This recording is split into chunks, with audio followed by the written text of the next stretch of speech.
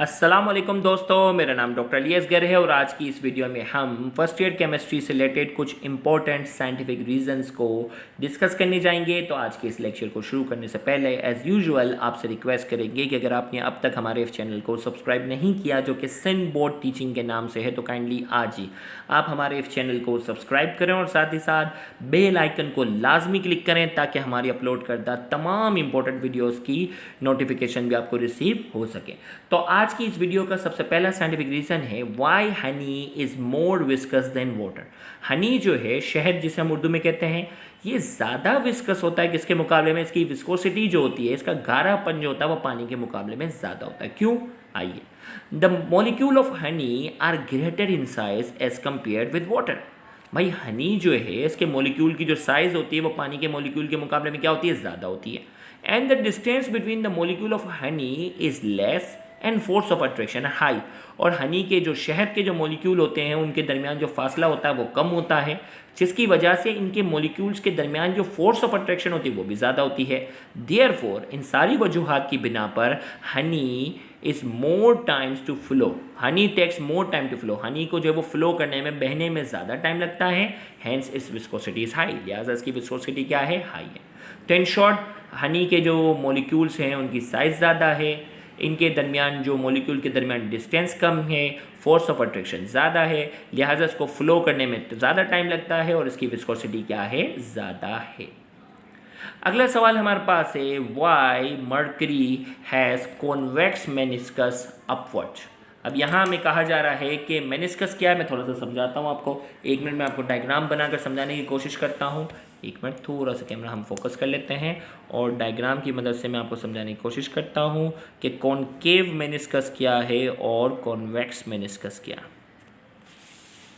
Meniscus कहते हैं, गौर से सुनिएगा, मेनिस्कस कहते हैं इसकी मिडल जो सरफेस है ना, किसी भी लिक्विड का जो मिडल सरफेस होता है वो उसका मेनिस्कस कहलाता है। तो अगर देखा जाए तो इसकी कोई दूसरे जो लिक्विड है ना, दूसरे जो आम लिक्विड होते हैं, जब इनको हम टेस्ट ट्यूब के अंदर या किसी भी ट्यूब के अंदर जब रखते हैं तो हम यही देखते हैं कि इसका जो मिडल वाला हिस्सा होता है वो एजिस के मुकाबले में थोड़ा सा क्या होता है? नीचे होता है। यानी उसका जो मेनिस्कस होता है वो कॉनकेव होता है। दूसरे लिक्विड का जो मेनिस्कस होता है वो क्या होता है? कॉनकेव होता है। जबकि मरकरी के अंदर ऐसा नहीं होता। मरकरी का जो मेनिस्कस होता है वो अपवर्ड होता है। मेनिस्कस क्या होता है? कॉन्वेक्स होता है। उसका जो मिडल हिस्सा होता है वो अपने एजिस के मुकाबले में क्या होता है? थोड़ा सा ऊपर होता है। तो ऐसा क्यों होता है, ये सवाल में पूछा गया। ये सवाल मैंने थोड़ा सा समझाया आपको। तो यहाँ हमने कहा why mercury has convex meniscus, जिसे अपवर्ड मेनिस्कस भी कहते हैं। The cohesive force in mercury are more than adhesive force. अब आपको दो चीज़ें समझनी होंगी। एक कहलाती है कोहेसिव फोर्स। कोहेसिव फोर्स क्या होती है? जो मॉलिक्यूल्स के आपस में होती है। एडहेसिव क्या होती है? जो मॉलिक्यूल्स और वॉल ऑफ कंटेनर के दरमियान होती है। भाई यहाँ मरकरी है ना, अब यहाँ लिक्विड है तो इसमें मॉलिक्यूल्स के आपस में जो अट्रैक्शन होगी ना वो होगी। और दूसरा क्या है? मॉलिक्यूल और जिस टेस्ट ट्यूब या जिस कंटेनर के अंदर आपने रखा हुआ है उसके वॉल ऑफ कंटेनर के दरमियान अट्रैक्शन होगी। जो आपस में अट्रैक्शन होती है वो कहलाती है कोहेसिव फोर्स। और जो मॉलिक्यूल और वॉल ऑफ कंटेनर के दरमियान अट्रैक्टिव फोर्स होती है वो क्या कहलाती है? Adhesive force. तो अब होता क्या है, हमने कहा the cohesive forces in mercury are more than adhesive force. Molecules के मर्करी के एटम्स के दरमियान जो फोर्स है, जिसे हम कोहेसिव फोर्स कहते हैं, वो ज़्यादा होती है बनिस्बत किसके? Adhesive force. यानी मर्करी और वॉल ऑफ कंटेनर के दरमियान जो फोर्स है, जिसे एडहेसिव फोर्स कहते हैं, उसके मुकाबले में कोहेसिव फोर्स क्या होती है? ज़्यादा होती है। Therefore mercury has a greatest surface tension. Mercury का सरफेस टेंशन बहुत ज़्यादा होता है। It's molecule do not attract towards the wall of the container. इनकी कोहेसिव फोर्स इतनी ज़्यादा होती है कि इसके मॉलिक्यूल जो होते हैं वो वॉल ऑफ कंटेनर से अट्रैक्ट नहीं होते। Hence it is push away from the wall. लिहाजा वो वॉल से क्या होते हैं? पुश अवे, दूर रहते हैं, रिजल्टिंग इन अपवर्ड मेनिस्कस, जिसकी वजह से उसका मेनिस्कस क्या रहता है? अपवर्ड रहता है।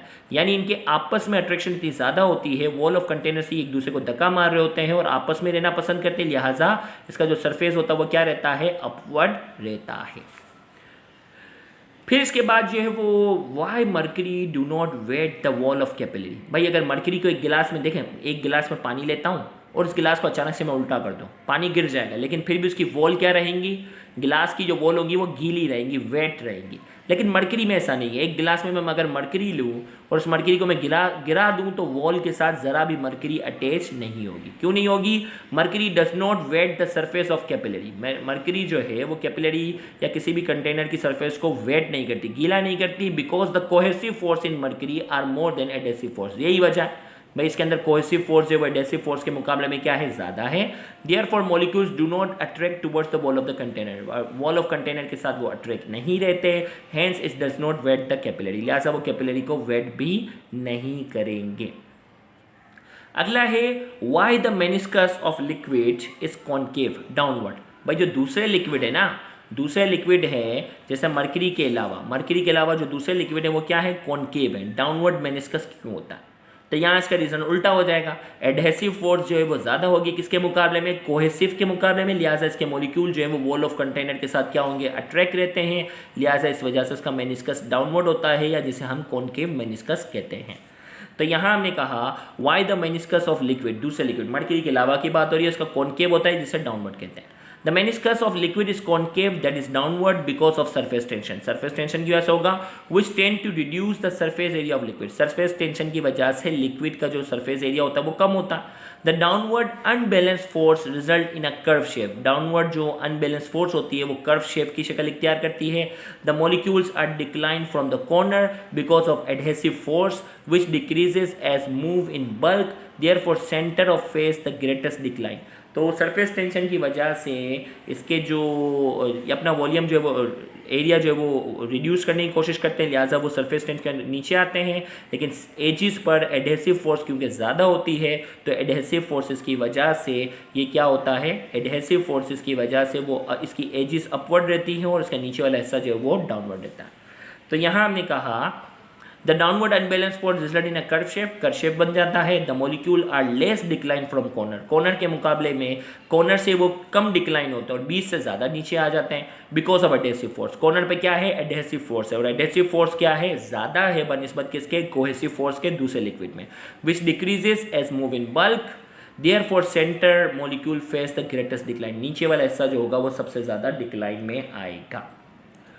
अगला हमारे पास जो है Y liquid rises in capillary tube. Capillary tube के अंदर जो है वो लिक्विड जो है वो क्यों आता है? जैसे मैं आपको थोड़ा सा डायग्राम बनाकर समझाता हूँ कि एक कंटेनर है, उसमें अगर मैं छोटी सी कैपिलरी ट्यूब अगर डालूँ तो लिक्विड जो है वो ऊपर तक आएगा। देखिए भाई एक कंटेनर है, उस कंटेनर में एक छोटी सी कैपिलरी ट्यूब जब डालते हैं तो क्या होता है कि ये लिक्विड जो होता है वो कैपिलरी ट्यूब में, ये लिक्विड जो होता है वो कैपिलरी ट्यूब के अंदर जाकर क्या होता है? कैपिलरी ट्यूब के अंदर जाकर जो है वो क्या होता है? ऊपर की तरफ क्या होता है? जाना शुरू करता है। यही होता है। अब पूछा जा रहा है कि ये कैपिलरी ट्यूब में ऊपर क्यों आ जाता है? भाई नॉर्मली तो इसका सरफेस ये था, लेकिन जैसे ही कैपिलरी ट्यूब डाला तो ये लिक्विड जो है ये क्या होता है? कैपिलरी ट्यूब में दाखिल होता है और जो नॉर्मल सरफेस था इसके मुकाबले में क्या हो जाता है? थोड़ा सा ऊपर आ जाता है। क्यों? The liquid rises in capillary tube because of surface tension. Surface tension की वजह से ये ऊपर आता है। The surface area to volume ratio of the lower end of the capillary is less than the surface area to volume ratio of the container. भाई surface tension की वजह से ऊपर आता है। सरफेस एरिया और वॉल्यूम के दरमियान का जो रेशियो होता है वो कैपिलरी ट्यूब के अंदर जो होता है इसके लोअर एंड में क्या होता है? कम होता है। The surface area to volume ratio of the container. भाई कंटेनर के अंदर वॉल्यूम और सरफेस एरिया का जो रेशियो होता है वो ज़्यादा होता है, कैपिलरी ट्यूब के अंदर कम होता है। Therefore to reduce the area to volume ratio the liquid rises in capillary tube. Liquid हमेशा ये चाहता है कि उसका सरफेस एरिया क्या रहे? सरफेस एरिया जो है वो कम से कम रहे। वॉल्यूम और सरफेस एरिया का जो रेशियो है लिक्विड जो है ये चाहता है कि कम से कम रहे। जैसे गिरता हुआ कतरा जो है वो क्या होता है? गिरता हुआ कतरा हमेशा स्फेरिकल होता है, राउंड हो जाता है। क्यों होता है? क्योंकि लिक्विड हमेशा ये चाहता है कि इसका सरफेस एरिया और वॉल्यूम के दरमियान का जो रेशियो हो वो सबसे कम हो, और वो सबसे कम होने की वजह से गिरता हुआ कतरा, falling drop is always spherical. ये साइंटिफिक रीजन हम पढ़ते हैं, गिरता हुआ कतरा हमेशा जो है वो स्फेरिकल होता है। तो सेम यहाँ कैपिलरी ट्यूब में भी यही है। भाई कैपिलरी ट्यूब में क्या होता है?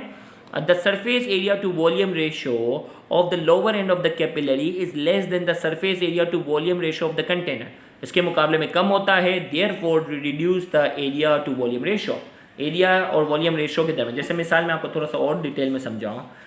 भाई गिरता हुआ कतरा जो है, भाई लिक्विड को अगर गिराएंगे ना तो गिरता हुआ कतरा स्फेरिकल क्यों होता है? क्योंकि ये सरफेस टेंशन की वजह से ये मॉलिक्यूल एक दूसरे के करीब करीब आते हैं और ये चाहते हैं कि उनका एरिया कम से कम हो।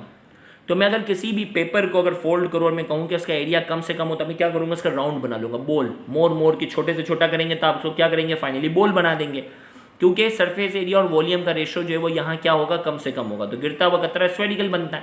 सेम चीज़ यहाँ जो है, ये जो कैपिलरी ट्यूब है, कैपिलरी ट्यूब में सरफेस एरिया और वॉल्यूम का रेशो जो होता है वो कंटेनर के मुकाबले में क्या होता है, कम होता है, लिहाजा लिक्विड इसमें चले जाता है और ऊपर की तरफ यहाँ लिक्विड राइज होना शुरू हो जाता है, यहाँ ज़्यादा आना शुरू हो जाता है। तो यहाँ हमने कहा the surface area to volume ratio of the lower end of the capillary is less than the surface area to volume ratio of the container. Therefore, to reduce the area to volume ratio, area और volume के ratio को कम करने के लिए the liquid rises in the capillary tube. Capillary tube में ये क्या होती है, राइजेस होना शुरू हो जाती है।